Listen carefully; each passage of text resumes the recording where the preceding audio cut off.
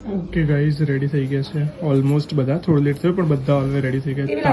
માટ એકદમ જોરદાર. અને બેક લુક બતાવી દો તમારો. શ્રીનાથજી જોઈ લો, એના માસી જુઓ, અને ઓહો એના મામી જુઓ, મામી જુઓ,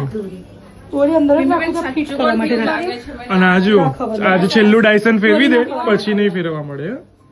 નવી નવી મામી જુઓ તૈયાર થઈ ગઈ છે એકદમ જોરદાર આરીવર્ક વાળા બ્લાઉઝ અને ગ્રીન બાંધણીની સાડી સાથે.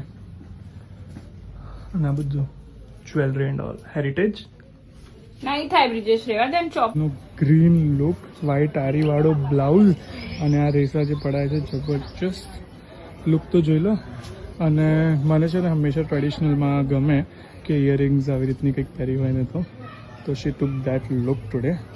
એન્ડ કમેન્ટ આજ તો જ કરજો જ વિડીયોમાં કે કેવું લાગે છે આજનો લુક. અને મારો લુક તો હું બતાવીશ એટલે 100% શું 200% વટ પડી આજે જશે. એકદમ પ્રોપર તમે તમિલ છોકરીને ગુજરાતી બનાવી દીધી છે. Yes.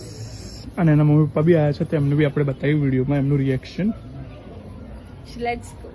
And his mister Purohitji, mister white husband, Jodhpuri, full white one જોધપુરીમાં. Side embroidery.